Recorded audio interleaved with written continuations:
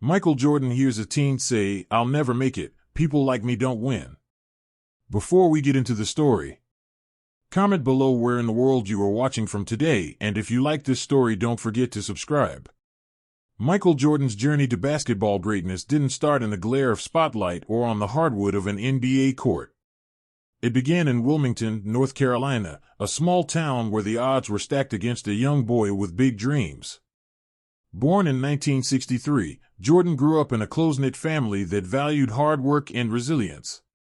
His father, James Jordan Sr., was a strict but loving figure who believed in his children's potential. Jordan's early years were marked by a relentless desire to prove himself, first on the playground, then in high school, and eventually in college. But this drive was tested more than once along the way. In high school, Jordan faced a significant setback that would shape his career. As a sophomore, he was cut from the varsity basketball team. At 5 feet 10 inches, Jordan wasn't considered physically dominant enough to make the cut. It was a crushing blow for a teenager who had already set his sights on playing at the highest level. But rather than succumb to disappointment, Jordan used the rejection as fuel. Instead of quitting, he pushed himself harder. He practiced relentlessly, growing both physically and mentally, until he was not only making the team but excelling on it. His junior year, Jordan grew taller and more refined in his game. He led Laney High School to an impressive season, and his play caught the attention of college scouts. Despite his rise, there was still a sense that Jordan had something to prove. He wasn't satisfied just with being good, he wanted to be great. And as he entered his senior year, it was clear that he was becoming something special. That attention soon turned into offers from some of the top basketball programs in the country. Jordan eventually chose to attend the University of North Carolina, where he would play for the legendary coach Dean Smith. At UNC, Jordan's transition to college basketball was swift and decisive. His scoring ability was undeniable, and his competitive edge was sharpened. He wasn't just playing for a spot on the team, he was playing to win. The 1982 NCAA championship game became the first real defining moment of Jordan's young career. With the game on the line, it was Jordan who hit the game-winning shot against Georgetown, sealing North Carolina's victory. At just 19 years old, he had already proven himself as a clutch player, one capable of handling pressure and delivering in the biggest moments. It wasn't just the shot itself that stood out, but the way he carried himself, cool under pressure, unafraid of the big moment. This would become a hallmark of Jordan's career. Despite his success, Jordan wasn't yet the legend he would become. After his sophomore year at UNC, he made the decision to enter the NBA draft. In many ways, it felt like a natural progression. He had accomplished everything he could at the collegiate level, and the bright lights of the NBA beckoned. Jordan's name was on everyone's lips as one of the top prospects in the draft. The Chicago Bulls had the third pick, and they selected him. He was ready to take the next step. Jordan's early days with the Bulls were a mix of promise and frustration. He had the skills, the mentality, and the talent to be a star, but there was a learning curve. His rookie season was far from perfect. The Bulls didn't have the talent around him that would allow him to succeed immediately, and the team struggled to make a deep playoff run. Still, Jordan managed to impress with his scoring ability, athleticism, and determination. His talent was undeniable, but he hadn't yet found the rhythm that would make him unstoppable. His work ethic was legendary even then. Jordan spent countless hours in the gym, refining his jump shot, improving his ball handling, and working on his defense. His ability to read the game and make adjustments came early on, allowing him to become a more complete player than anyone expected. But the mental aspect of the game was just as important. Jordan hated losing. It didn't matter if it was a game in the regular season or a scrimmage in practice, he wanted to win, and that hunger to succeed only grew as he got older. The turning point came in the mid-1980s when Jordan began to elevate his game beyond just scoring. He became a two-way player, taking pride in his defense as much as his offensive skills. He wasn't just trying to be the best scorer in the league, he wanted to be the most complete player. This transformation didn't happen overnight. It was the product of years of frustration, setbacks, and relentless self-improvement. But even as he became more dominant on the court, the Chicago Bulls were still struggling to build a competitive team around him. The franchise had gone through a number of losing seasons, and despite Jordan's excellence, the Bulls couldn't seem to get over the hump in the playoffs. Jordan's individual greatness was evident, but he needed the right support system to reach the ultimate goal, winning an NBA championship. During these years, Jordan's confidence continued to grow, but so did his frustration. He was putting up astronomical numbers, but the Bulls couldn't find success in the postseason. It was clear that Jordan's greatness wasn't enough on its own. He needed the right teammates and the right leadership. That would come in the form of Coach Phil Jackson and a team that would soon become one of the most dominant forces in NBA history. Still, at this point in his career, Jordan hadn't yet solidified his place as the greatest. His rivalries with teams like the Detroit Pistons, led by the Bad Boys, pushed him to his limits. They played a brutal, physical brand of basketball, and every time the Bulls faced them in the playoffs, it felt like Jordan was battling not just for victory, but for respect. The Pistons were relentless, and they saw Jordan as the player to stop. But what they didn't realize was that every hit, every loss, was only strengthening Jordan's resolve. In these early years, Jordan was already developing the mental toughness that would define his career.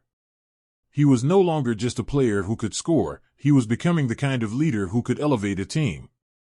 But to truly establish his legacy, he needed more than just personal success. He needed championships. And in the mid-'80s, that still seemed like a distant dream. But deep down, Jordan knew that every setback, every challenge, was just another step on the road to greatness. As the 1980s came to a close, Michael Jordan was a star, but not yet the icon he would eventually become. The best was still yet to come. Michael Jordan's second season in the NBA began with the promise of a future star, but also with the harsh reality that individual brilliance alone wouldn't make him a champion. Jordan had proven himself as an elite scorer during his rookie year, but the Chicago Bulls were still far from being a playoff contender. They lacked the necessary depth and cohesion to truly challenge the top teams in the league. Despite Jordan's extraordinary performances, the team's overall struggles continued. It was clear that more was needed, and Jordan understood this better than anyone. If he was going to take the next step, he needed to push not just his game, but the entire team's. The 1985 to 1986 season marked a shift in Jordan's approach. Not only did he continue to dominate offensively, but he also began to take his defensive responsibilities more seriously. The Bulls' new head coach, Doug Collins, recognized Jordan's immense potential and allowed him to lead the team. However, Jordan was still learning how to harness his incredible talent and translate it into consistent team success.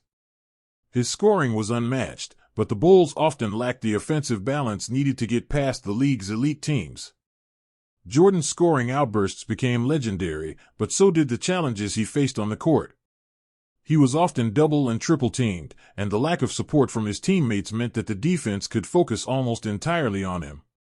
Despite these challenges, Jordan still found ways to put up numbers that seemed otherworldly. His most famous individual performance came against the Boston Celtics in the 1986 playoffs, where he scored 63 points in a losing effort. It was a game that cemented Jordan's status as a rising star, though the result was a painful reminder that greatness alone didn't guarantee success in the playoffs. The Celtics were the dominant team in the Eastern Conference at the time, and they were led by the incomparable Larry Bird, one of the NBA's greatest players. To lose a game by just a few points despite Jordan's 63 was an indication of how far the Bulls were from competing with the best. However, it also served as a stark lesson for Jordan. He realized that while he could dominate individually, the team concept was the key to championship glory.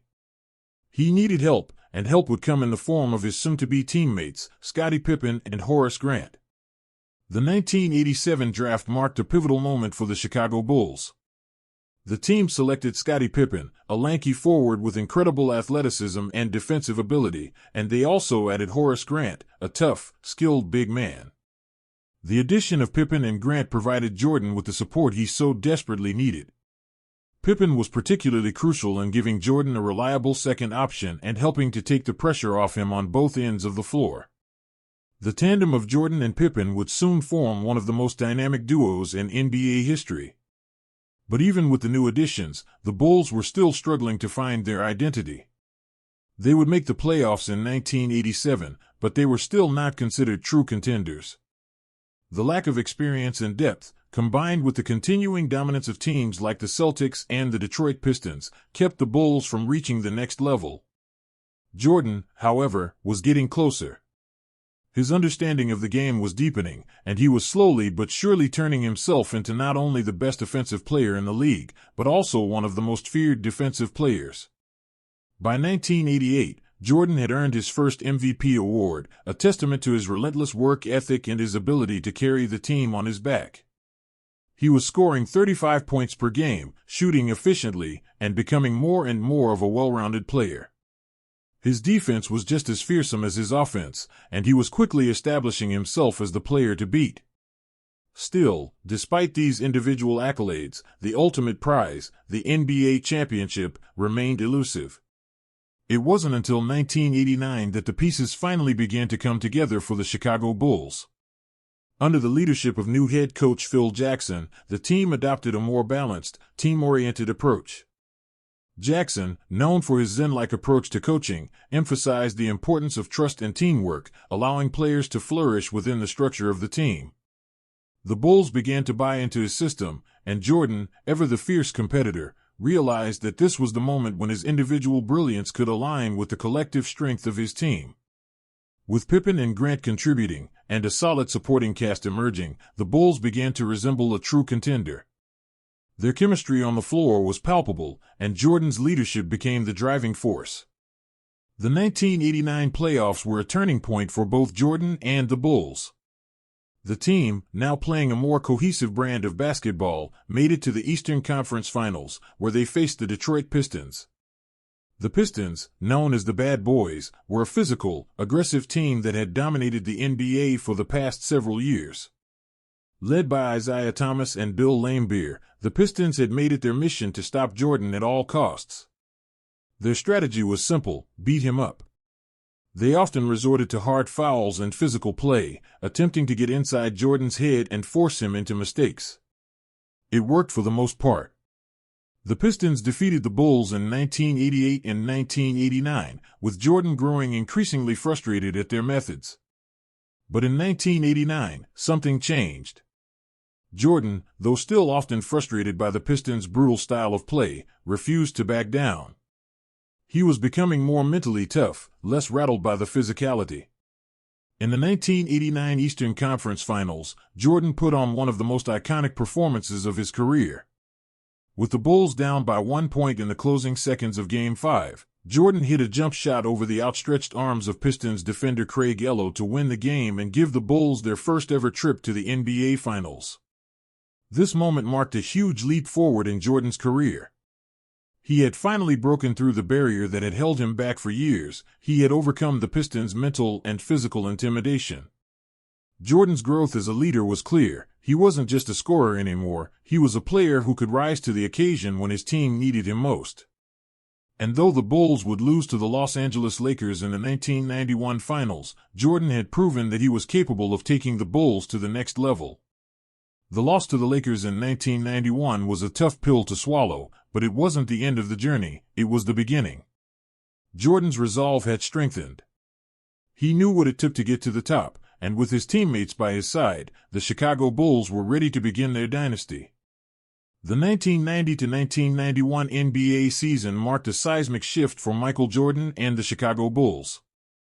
Jordan had already proven he was capable of leading the Bulls to greatness, but his ultimate test was still ahead of him.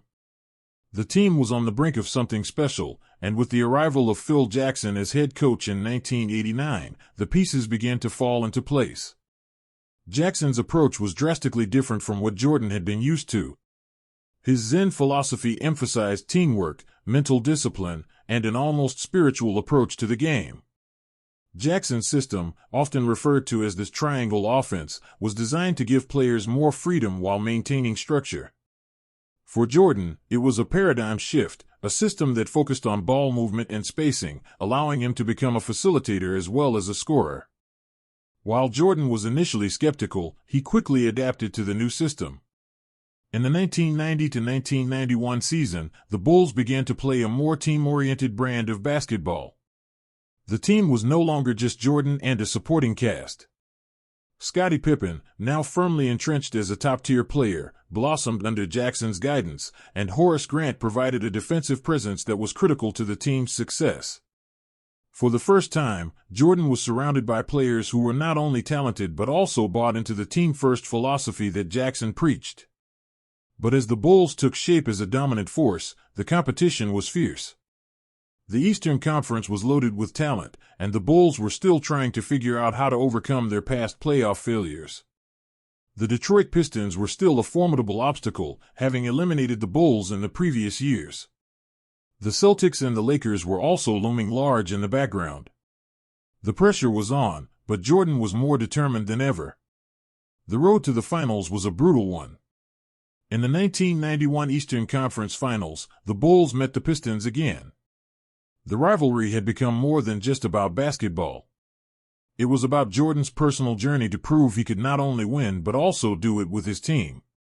The Pistons had built their identity around being tough, physical, and unapologetically aggressive. For years, they had been the ones to impose their will on Jordan and the Bulls. But this time, it was different. Jordan was no longer just a player with exceptional scoring ability, he had developed into a complete player. He had learned how to deal with the Pistons' physicality, and he had grown mentally tougher. The Bulls swept the Pistons in the 1991 Eastern Conference Finals, a result that was nothing short of a statement. Jordan had not only beaten his nemesis, he had done so decisively. The sweeping victory symbolized Jordan's growth as both a player and a leader. The 1991 NBA Finals were the culmination of everything Jordan had worked for. The Los Angeles Lakers, led by Magic Johnson, stood in the way of the Bulls' first-ever championship. Magic Johnson was the ultimate symbol of NBA greatness, and his Lakers had dominated the league for years. The stakes were high, and the series was expected to be a tough battle between two iconic players, Magic and Jordan. Game 1 of the finals was a tense, back-and-forth affair, but Jordan showed the world he was ready. He had already earned a reputation for being a clutch performer, and in Game 1, he put on a show. Jordan led the Bulls to a commanding victory, scoring 36 points and showcasing his complete game. He wasn't just scoring, he was facilitating, rebounding, and defending. The Lakers had no answer for him. Magic Johnson, for all his greatness, was now facing an opponent who had evolved into an all-around player. The series continued with the Bulls' dominance. In Game 2, Jordan played with an intensity that left the Lakers scrambling. His 29 points, combined with the efforts of Pippen and Grant, gave the Bulls a commanding 2-0 series lead. Jordan was proving not just that he was the best player in the world, but that he was the best player in the biggest moments. The Lakers, despite their experience and talent, had no answer for Jordan. In Game 3, the Bulls sealed the deal with a 108-105 win, and Jordan's 29 points were a key factor in the victory. But it was Game 5 that solidified Jordan's legacy. In the decisive game, Jordan scored 30 points and led the Bulls to a 108-101 victory, securing the first-ever NBA championship in the franchise's history. The series was over, and the Bulls were champions. The impact of the 1991 championship went far beyond the final score. Jordan had finally achieved the pinnacle of success, and the win confirmed what many had already known: he was the greatest player of his generation. But even more importantly, Jordan had proven that he could win with his teammates, a realization that was crucial for his legacy. The 1991 championship marked the end of one journey and the beginning of another. Jordan was now not just the best player in the league, he was a champion. As the offseason began, Jordan's influence continued to grow. He had become not only a basketball legend but also a global icon. The NBA was beginning to embrace the international market, and Jordan was at the forefront of that movement.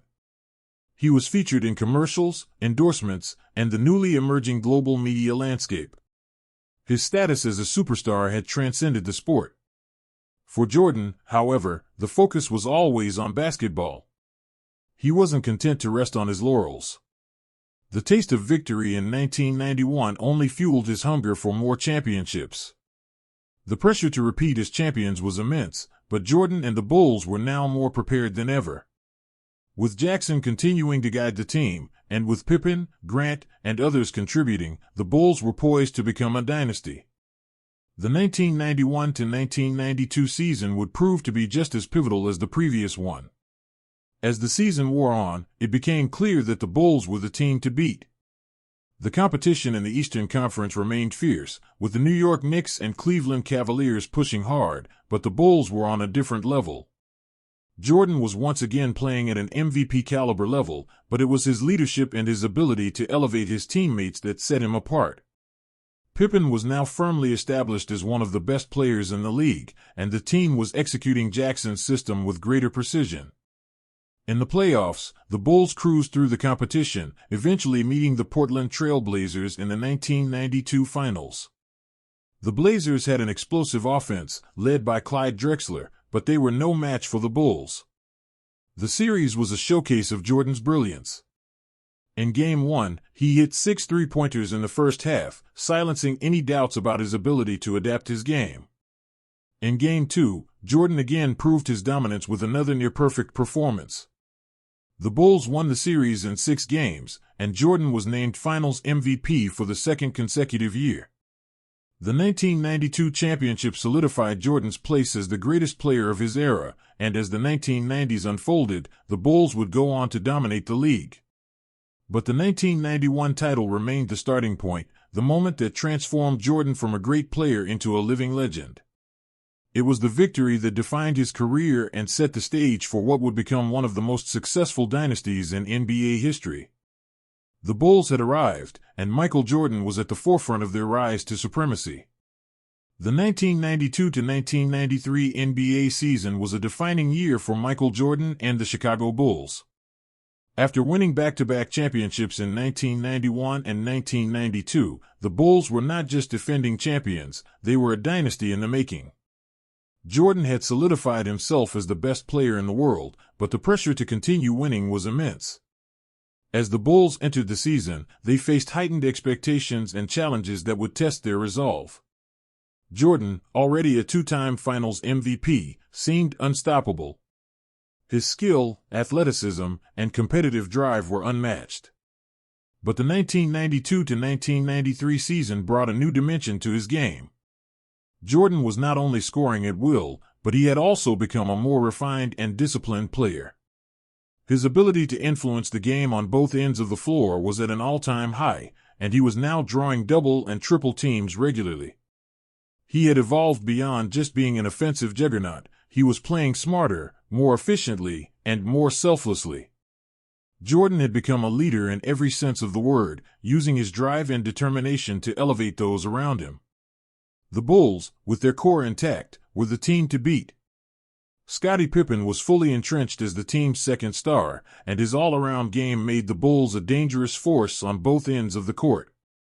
Horace Grant, now a fixture in the starting lineup, was the team's enforcer, providing defense and rebounding.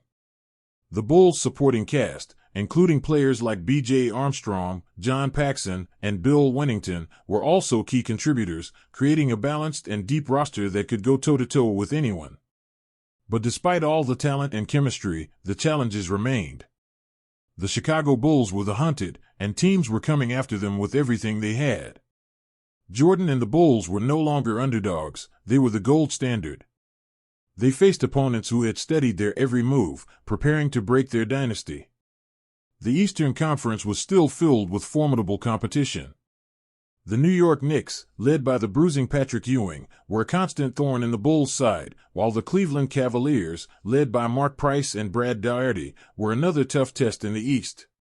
Despite the competition, the Bulls handled the regular season with relative ease.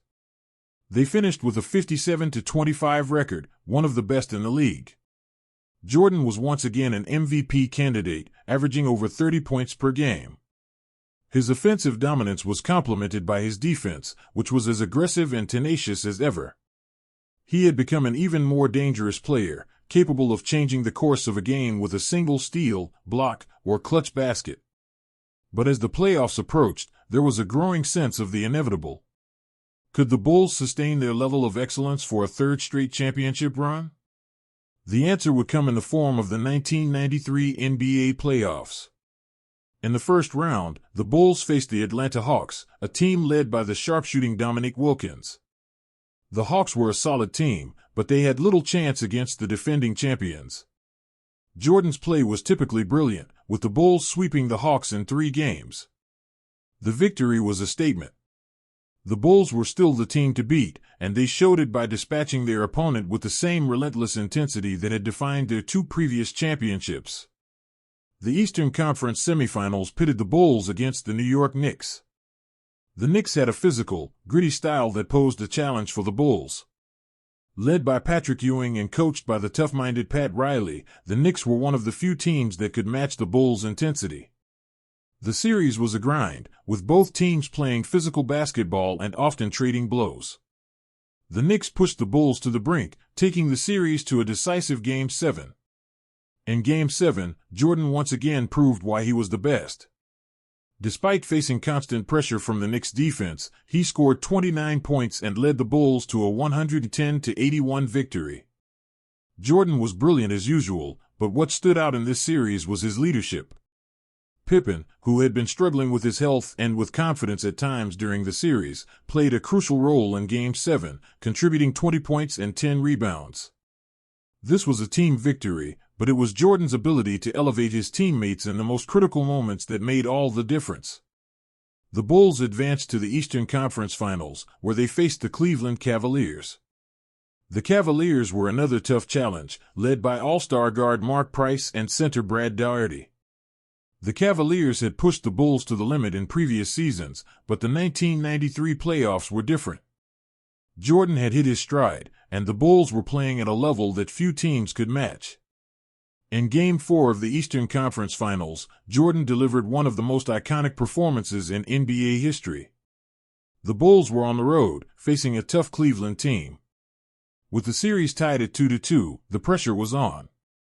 Jordan, as he had so many times before, took matters into his own hands. With the score tied at 100, he drove to the basket, hitting a jump shot over Craig Ello as time expired. The Bulls won the game 101-100, and Jordan's shot became an instant legend. The moment, later dubbed The Shot, solidified Jordan's reputation as the most clutch player the NBA had ever seen. With the Cavaliers eliminated, the Bulls were back in the NBA Finals for the 3rd consecutive year. Their opponents, the Phoenix Suns, had been one of the best teams in the Western Conference, led by Charles Barkley, who had won the league's MVP award that season. The Suns were a dynamic offensive team, and their up-tempo style presented a new challenge for the Bulls. The finals were set to be another classic showdown. The series against the Suns was hard-fought, with both teams exchanging victories. But Jordan's brilliance was apparent. In Game 2, he scored 42 points, showcasing his dominance. In Game 4, the Bulls found themselves down 2-1 in the series, and the pressure was mounting. In Game 5, Jordan led the Bulls with a 41-point performance, and in Game 6, he was once again the difference-maker, scoring 33 points and leading the Bulls to a 99-98 victory.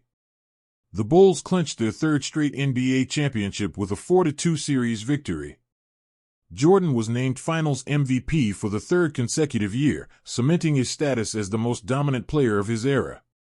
This victory, like the previous 2, was a testament to his leadership, skill, and unwavering commitment to excellence. The three-peat was complete, and the Bulls had proven they were the team of the 1990s. However, the 1993 championship also marked the beginning of a new chapter in Jordan's life. His father, James Jordan Sr., had been a constant presence throughout his career, offering support, guidance, and encouragement. But tragically, in the summer of 1993, James Jordan Sr. was murdered during a robbery while driving through North Carolina. The loss devastated Michael, and it would send shockwaves through his life and career. The 1993 season, for all its triumphs, also came with the pain of losing someone so important. Jordan's focus began to shift, and after winning his 3rd consecutive championship, he shocked the basketball world by announcing his retirement. Jordan's departure from the game came at the peak of his powers, and it left fans, teammates, and opponents alike wondering if they had seen the last of the greatest player the NBA had ever known. But for Jordan, the decision was clear. The pain of his father's death was too much to bear, and it was time for him to step away from the game. The basketball world was left in shock, but one thing was certain: Michael Jordan's legacy was already etched in history. He had redefined the game of basketball and had created a dynasty that would be remembered forever. The 3 championships were a testament to his greatness, but the world of basketball would soon learn that this was not the end of his journey. Michael Jordan's sudden retirement in October 1993 left the NBA world in shock. At just 30 years old, with 3 consecutive championships, 3 finals MVPs, and numerous accolades to his name, Jordan walked away from the game at the peak of his career. The tragic murder of his father, James Jordan Sr., had shattered him, and it was clear that basketball no longer provided the same sense of fulfillment it once had. Jordan needed a break, not just from the game, but from everything that came with it. His decision stunned fans and players alike, leaving a void that would be felt across the entire sport. But as the months passed, Jordan's passion for basketball began to resurface. His life without the game felt incomplete, and his yearning for the thrill of competition was undeniable. In March 1994, Jordan shocked the world again by announcing his return to the NBA. With a simple 2-word statement, "I'm back," he ended a 17-month hiatus and set the basketball world ablaze. Jordan's return was filled with both anticipation and uncertainty. He was still Michael Jordan, the greatest basketball player of his generation, but after more than a year away, questions lingered. Could he return to form? Would he still be the same player? The Chicago Bulls had continued to succeed in his absence, with Scottie Pippen stepping up to lead the team. But without Jordan, they lacked that final piece, the man who could elevate them to championship contention. Jordan made his return to the Bulls on March 18, 1995, against the Indiana Pacers. It wasn't the fairy tale return everyone had imagined, as the Bulls lost the game, but Jordan's performance was a reminder that he hadn't lost his touch. He scored 19 points in 46 minutes, and while rusty, it was evident that he still had the competitive fire and skill that had defined his career. In the days and weeks that followed, Jordan worked to shake off the rust. He admitted that his game wasn't at the level it once was, but his ability to get back to full form was only a matter of time. The Chicago Bulls, however, had undergone some changes. The team was no longer the same squad that had won 3 straight titles. The absence of Jordan had forced them to evolve, and although they had maintained success, the chemistry was slightly off without their leader. Despite these challenges, Jordan quickly found his rhythm. By the end of the 1994 to 1995 season, he was back to being the dominant player he had once been. The Bulls finished the regular season with a 47-35 record, a solid improvement but not quite up to the level they had been during their championship years. Jordan's return hadn't been flawless, but it had sparked something within the team. He wasn't just a scorer anymore, he was once again the catalyst for everything the Bulls did. The 1995 playoffs marked the true test of Jordan's return. In the Eastern Conference semifinals, the Bulls met the defending champions, the Orlando Magic, led by Shaquille O'Neal and Penny Hardaway. The Magic had a formidable team, and the series proved to be an unexpected challenge for the Bulls. Jordan, still working his way back to his peak form, struggled to find consistency in the first few games. The Magic dominated the series, and the Bulls were eliminated in a surprising 4-2 upset. For Jordan, the loss was a blow to his ego. He had returned to basketball with the sole goal of winning championships, and being eliminated in the second round was a stark reminder that greatness doesn't just return on its own. It was a humbling experience for him, and it marked the first real setback of his second stint with the Bulls. But Jordan wasn't one to wallow in defeat for long. He knew what was necessary for the team to get back to championship form. He began the process of rebuilding the Bulls into a championship-caliber squad. His leadership in the offseason was vital to setting the tone for the 1995 to 1996 season. Jordan knew that the team had to get stronger, both mentally and physically, if they were to reach the same heights they had before. The 1995 to 1996 season was one of transformation for the Bulls. The team had bolstered its roster with key acquisitions, most notably the signing of Ron Harper and the trade for Luke Longley. But the most important change came in the form of head coach Phil Jackson, who had returned after a brief absence. Jackson's presence was essential in guiding the Bulls back to their winning ways, and he was instrumental in keeping Jordan's mind focused on the bigger picture. As the season progressed, it was clear that the Chicago Bulls were once again the team to beat in the NBA. Jordan had rediscovered his peak form, and the rest of the team had found its rhythm. Scottie Pippen was playing at an MVP level, while the supporting cast contributed in various ways, making the Bulls a much more complete team than they had been in Jordan's first tenure. The chemistry was flowing, and the defensive intensity that had been a hallmark of their championship runs had returned. Jordan led the charge for the Bulls, averaging over 30 points per game during the regular season, and he was once again the driving force behind the team's success. His leadership was pivotal in keeping the team focused on their ultimate goal, winning an NBA championship. The Bulls finished with a league-best 72-10 record, a historic achievement that remains one of the best single-season performances in NBA history. In the playoffs, the Bulls dominated. They swept the Miami Heat in the first round, then moved on to defeat the New York Knicks in 5 games. In the Eastern Conference Finals, they faced the Orlando Magic once again, this time with a point to prove. The Bulls were hungry for redemption, and they dispatched the Magic in 4 games, avenging their loss the previous year. The stage was set for a showdown in the NBA Finals against the Seattle Supersonics. The 1996 NBA Finals proved to be another chapter in Jordan's already legendary career. The Seattle Supersonics, led by Gary Payton and Shawn Kemp, were a tough, gritty team, but they were no match for the dominance of Michael Jordan and the Bulls. Jordan's leadership and scoring ability were once again on full display, and the Bulls captured their 4th NBA championship in 6 seasons, defeating the Supersonics in a 4-2 series victory. Jordan was named Finals MVP for the 4th time in his career, a testament to his unyielding ability to perform in the biggest moments. This championship run was different from the previous ones. It wasn't just about Jordan's individual brilliance, it was about the team. The Bulls had re-established themselves as a dynasty, and Jordan had reclaimed his throne as the greatest player in the NBA. The 1995 to 1996 championship solidified Jordan's place in basketball history. His return from retirement had been met with skepticism and doubt, but by the end of the season, he had proven that he was as dominant as ever. The Bulls' 72-10 record and their victory in the finals marked the peak of Jordan's second career, and they set the stage for what would become another remarkable chapter in his legendary story. But even as the celebrations took place, Jordan knew that the hunger for success would never fade. With his 4th championship in hand, Michael Jordan was once again on top of the basketball world. The 1996 to 1997 season marked the beginning of another chapter in Michael Jordan's storied career, as the Chicago Bulls set out to defend their title after a historic 72-10 record the previous year.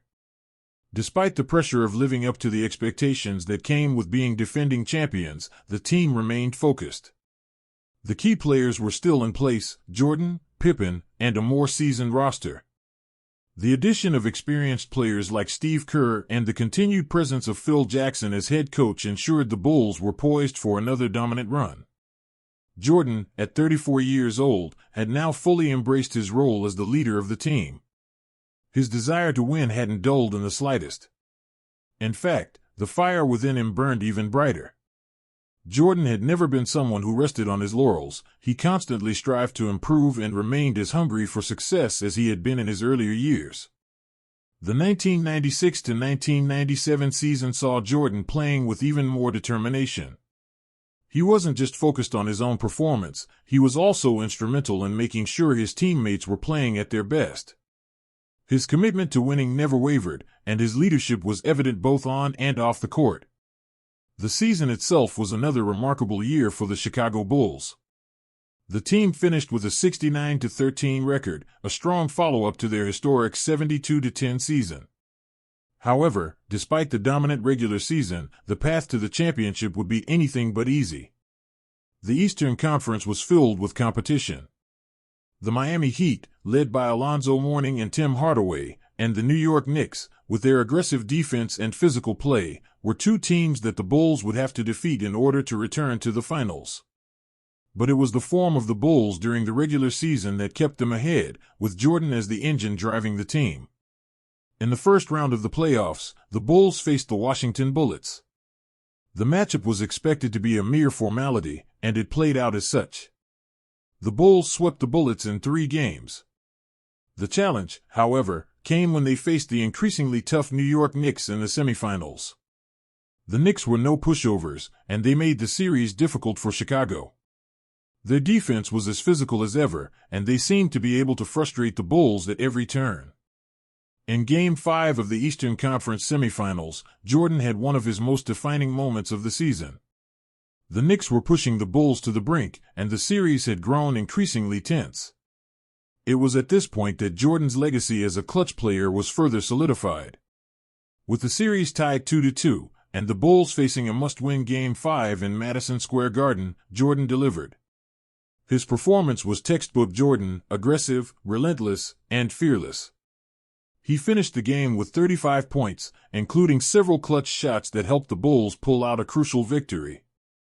The Knicks would continue to challenge the Bulls, but ultimately, Jordan's leadership and the Bulls' ability to execute in crucial moments led them to a 4-2 series victory.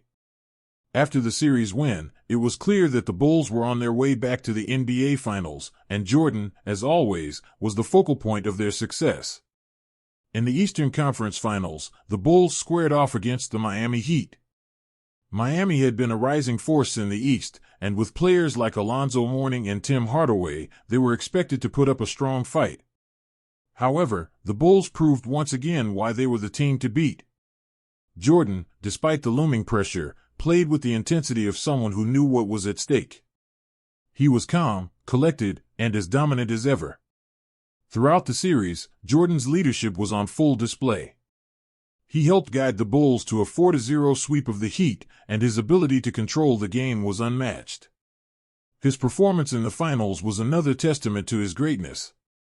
When the stage was the biggest, Jordan rose to the occasion. With his leadership, the Bulls once again found themselves in the NBA Finals, where they would meet the Utah Jazz. The 1997 NBA Finals were set to be another chapter in the Jordan saga. The Jazz, led by Hall of Famer John Stockton and superstar Karl Malone, had been one of the most consistent teams in the Western Conference.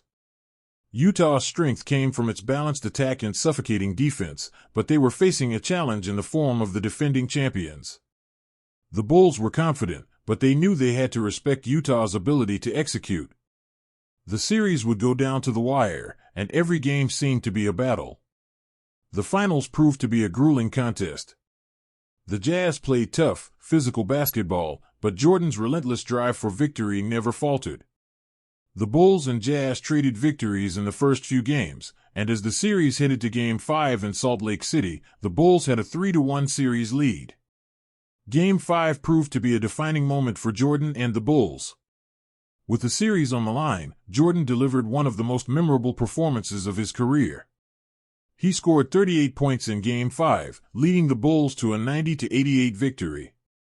Jordan's play in the final moments of the game, his defense, his clutch shots, was a testament to his ability to perform under pressure. The Bulls had captured their 5th championship in 7 years, and Jordan had earned his 5th Finals MVP. His performance in the 1997 Finals further solidified his place as the greatest player in NBA history.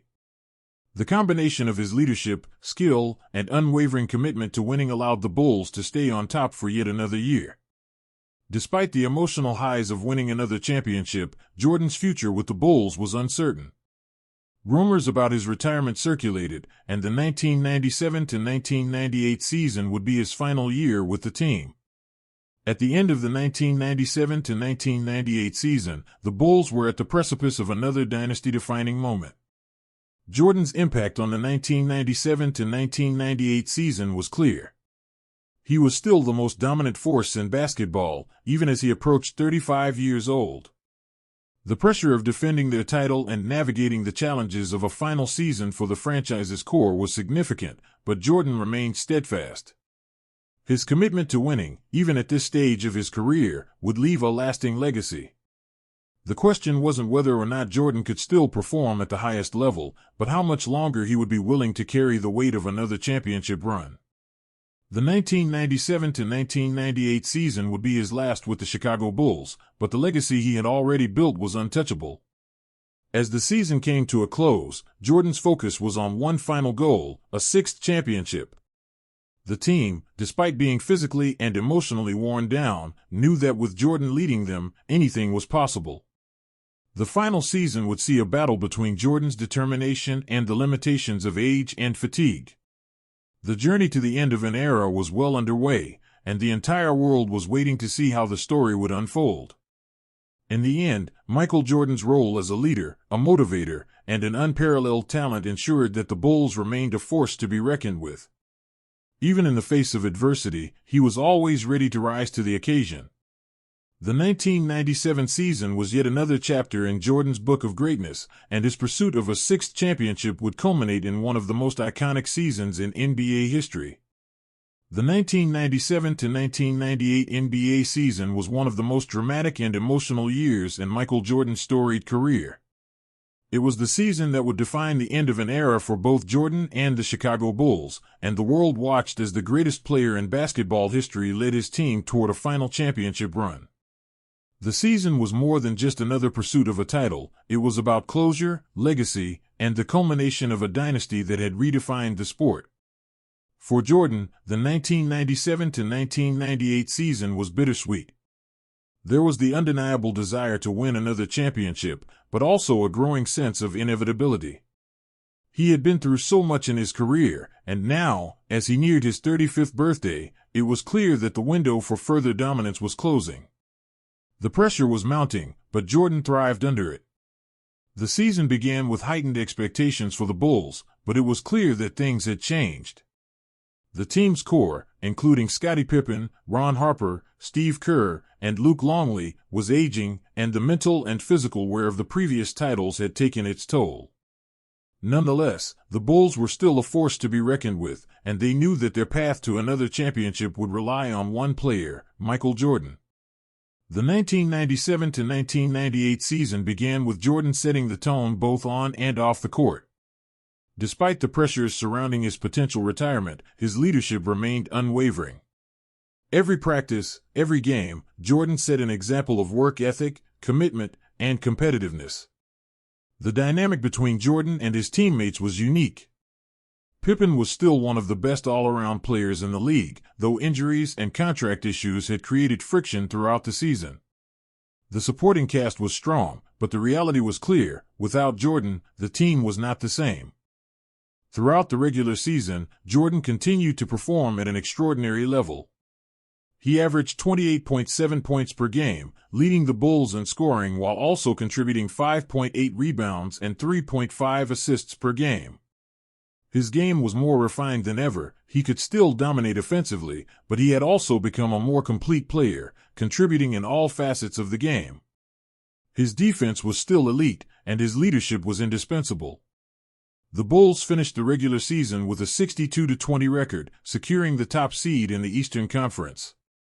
Jordan had once again led his team to a commanding position, but the true test was still ahead: the playoffs.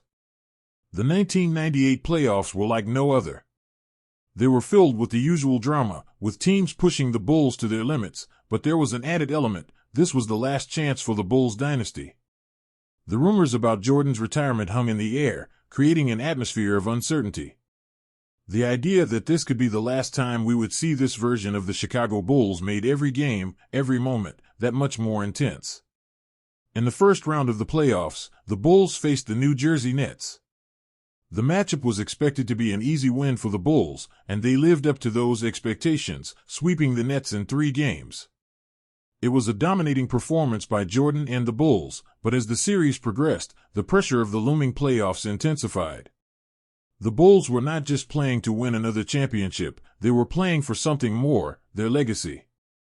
In the Eastern Conference semifinals, the Bulls were set to face the Detroit Pistons. The Pistons were no longer the powerhouse they once were, but they still had a physical, tough style that could wear down even the best teams. The matchup brought back memories of the brutal battles between the Bulls and the Pistons in the late 80s and early 90s. Despite the years that had passed, the physicality was still there, and the Pistons gave the Bulls a challenge. The series went to 5 games, but once again, Jordan's leadership and poise in crucial moments proved to be the difference, and the Bulls advanced to the Eastern Conference Finals. The true test of the Bulls' dynasty would come in the Eastern Conference Finals against the Indiana Pacers. The Pacers, led by Reggie Miller, had a team built around toughness and shooting, with a strong defensive identity. The series was a grueling, back-and-forth affair. The Pacers pushed the Bulls to 7 games, and each contest seemed to come down to one player, Michael Jordan. With the Bulls facing elimination in Game 7, Jordan stepped up once again. In typical fashion, he delivered when it mattered most, scoring 28 points and leading the Bulls to a victory. It was another demonstration of Jordan's ability to perform at the highest level when everything was on the line. With the Pacers out of the way, the Chicago Bulls advanced to the NBA Finals, where they would face the Utah Jazz for the second time in 3 years. The Jazz were a formidable opponent, led by 2 of the best players in the league, Karl Malone and John Stockton. The series promised to be another epic battle, with the 2 teams evenly matched in terms of talent, depth, and experience. The first game of the finals was an instant classic, as the Bulls and Jazz traded blows. But despite the best efforts of Utah, Jordan's dominance and the Bulls' experience allowed them to steal the game on the road. It was a clear message to the Jazz: the Bulls were not going down without a fight. Game 2 saw the Jazz respond. Utah's offense, led by Malone, came to life, and they defeated the Bulls in a hard-fought game. The series was now tied 1-1, but the intensity had only just begun. The media frenzy surrounding Jordan's possible retirement continued to grow, adding a layer of emotion and weight to every game. For Jordan, this was more than just about winning. It was about proving that he could still dominate and carry his team to victory. Game 3 saw a dramatic turn. Jordan, as always, was relentless, scoring 26 points and pulling down 6 rebounds. But the difference in the game was his leadership. Jordan was not only leading the offense, he was also inspiring his teammates. His focus was unwavering, and it was clear that he wasn't just trying to win a 6th title, he was trying to cement his legacy. The Bulls won Game 3, but the Jazz responded in Game 4, taking the game 78-73 and tying the series once again. Every game seemed to have its own storyline, and for each team, the pressure mounted with each passing contest. As the series shifted back to Chicago for Game 5, it became clear that Jordan's influence was felt on every possession. The Bulls took control of the game, and Jordan's performance was nothing short of legendary. He scored 38 points, and his defense, as always, was exceptional. The Bulls seized control of the series, now just 1 game away from the championship. Jordan's determination and his ability to take over games was evident, and the Bulls were poised for the final push. Game 6 would go down in history as one of the most iconic moments in NBA Finals history. The game was close, with the Jazz refusing to go down without a fight. The Bulls, despite their age and the physical toll of the season, were still the most dangerous team in the league. With under a minute left and the game tied, Jordan took over. He hit a clutch jumper over Brian Russell, giving the Bulls a 2-point lead. That shot, later known as the last shot, would cement Jordan's legacy as the greatest player in the history of the game. The Bulls went on to win the game, capturing their 6th NBA championship in 8 years. Jordan had led the Bulls to another title, but this one was different. It was the end of an era. The 1997-1998 season was not just another championship, it was the final chapter in a dynasty that had defined an entire generation of basketball. As the final buzzer sounded, Jordan was surrounded by his teammates, his family, and his fans. He had achieved everything there was to achieve in basketball. The 6th title had come at a price, the end of his time with the Chicago Bulls. But as he walked off the court one last time as a champion, it was clear that Michael Jordan's legacy would live on forever. He had redefined the game, and he had cemented himself as the greatest basketball player to ever play the game. The 1997 to 1998 season wasn't just another title, it was the final stamp on a legendary career that would be remembered for generations to come. As Michael Jordan stood in the middle of the court, surrounded by his teammates, coaches, and family, it was impossible to ignore the significance of the moment. The 1997 to 1998 season had come to an end, and with it, the final chapter in the Chicago Bulls dynasty. The last shot, the iconic jumper over Brian Russell in Game 6 of the NBA Finals, had sealed the Bulls' sixth championship in 8 years. It had been a season filled with pressure, expectation, and, ultimately, triumph. Jordan had given it everything he had, just as he always had, and as he stood on the court with his arms raised in victory, the weight of his legacy settled into place. For the past decade, Michael Jordan had been more than just a basketball player. He had become a cultural icon, the face of the NBA, and the driving force behind a dynasty that had captivated the world. His name had become synonymous with greatness, and as the final buzzer sounded on that Game 6 win, it felt like a natural conclusion to his career. He had achieved everything a player could dream of: 6 championships, 5 MVP awards, 10 scoring titles, and countless moments that would live on forever in basketball history. But it wasn't just the numbers or the accolades that defined Jordan's legacy. It was his drive, his relentless pursuit of excellence, and his ability to rise to the occasion in the most critical moments. His career was built on the foundation of his competitiveness, his refusal to accept anything less than perfection. Every time the odds were stacked against him, Jordan found a way to overcome. Whether it was the Pistons' bad boys in the late 80s, the heartbreak of his first 3 playoff defeats, or the grueling battles against the toughest teams in the league, Jordan always managed to come out on top. His greatness wasn't just defined by his victories, it was defined by the mental and emotional strength he displayed in the face of adversity. The 1998 championship, while sweet, also felt like a farewell. Jordan had already spoken publicly about his doubts regarding whether he would return for another season, and in the wake of the finals victory, the writing was on the wall. He had nothing left to prove. The whispers of his retirement had become louder over the years, but this time, it felt like the end was inevitable. His body, though still in remarkable shape, had endured countless battles, and the pressure of carrying the Bulls for so many years had taken its toll. In the locker room after the game, the mood was a mixture of elation and quiet reflection. There was no longer the excitement of an unknown future, everyone in the room knew this was the end. Even Scottie Pippen, who had been Jordan's trusted sidekick throughout the dynasty, understood that this was likely the final moment they would share as teammates. The Bulls had become more than just a team, they had become a family. And now, as the confetti fell and the final whistle blew, they all had to face the reality that this chapter of their lives was over. Jordan took a few moments to reflect on the journey. He had always kept his emotions in check throughout his career, rarely showing vulnerability or sentimentality.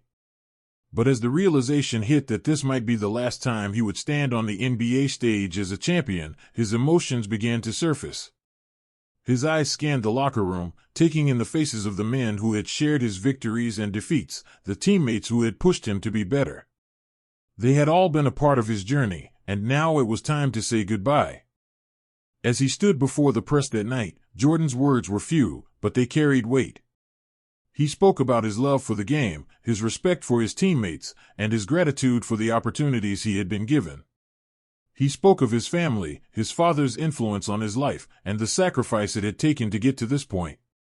Jordan wasn't one for long speeches or grandiose declarations, but in that moment, his words were powerful because they reflected the essence of his journey. He had reached the pinnacle of success, and now, it was time for him to walk away on his own terms. The next few months were filled with speculation and anticipation, but it was clear that Jordan's decision was final. He retired for the second time, this time leaving behind the team that had brought him 6 championships.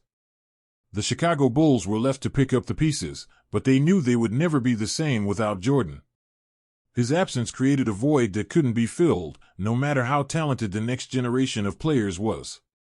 For the world of basketball, Michael Jordan's retirement in 1998 was not just the end of an era, it was the end of a dynasty. The game would continue, but the presence of Jordan would never be replicated. The league had grown in popularity, and his impact had transcended the sport. He had taken the NBA to global heights, making basketball a household name across the world. Young athletes around the world looked up to him, aspiring to emulate his greatness. Jordan had made basketball more than just a sport, it had become a cultural phenomenon. After his retirement, Jordan's life took on new dimensions. He would go on to become a successful businessman, eventually buying the Charlotte Hornets and establishing himself as one of the most influential figures in the history of professional sports. His legacy continued to grow, but it was no longer tied solely to his accomplishments on the court. Jordan's influence had shifted to the realms of entrepreneurship and mentorship as he guided future generations of players and business leaders. Despite the years that passed, Jordan's place in basketball history remained unchallenged. His name was synonymous with excellence, and his brand, both on and off the court, became a symbol of success. The Air Jordan brand continued to dominate the sportswear market, and his influence was felt in every corner of the basketball world. Players like Kobe Bryant, LeBron James, and others would come to carry the mantle, but none could match the impact of Jordan. In 2009, Jordan was inducted into the Basketball Hall of Fame, cementing his status as the greatest player to ever play the game. The ceremony was a moment of reflection, not just for Jordan, but for the entire basketball world. His career was a collection of unforgettable moments, game-winning shots, clutch performances, and jaw-dropping dunks that had shaped the way the game was played and perceived. But the true measure of Jordan's legacy wasn't just in the titles, the awards, or the records, it was in the way he changed the culture of the sport. He had elevated the game to a level that no one thought was possible, and his influence still resonates today. The stories of his work ethic, his competitive nature, and his unwavering pursuit of greatness continue to inspire new generations of athletes. He wasn't just a player who excelled on the court, he was a symbol of what it means to push past limits, to never settle, and to always strive for more. As the years pass, Michael Jordan's place in history becomes clearer. He was not only a basketball legend but a global icon whose impact reached far beyond the sport. His journey from a kid in Wilmington, North Carolina, to the greatest player the NBA has ever known is a testament to the power of perseverance, hard work, and the relentless pursuit of greatness. His career was filled with highs and lows, triumphs and challenges, but in the end, Michael Jordan left behind a legacy that will never be forgotten. The greatest to ever play the game had indeed fulfilled his destiny, and in doing so, he changed the world forever.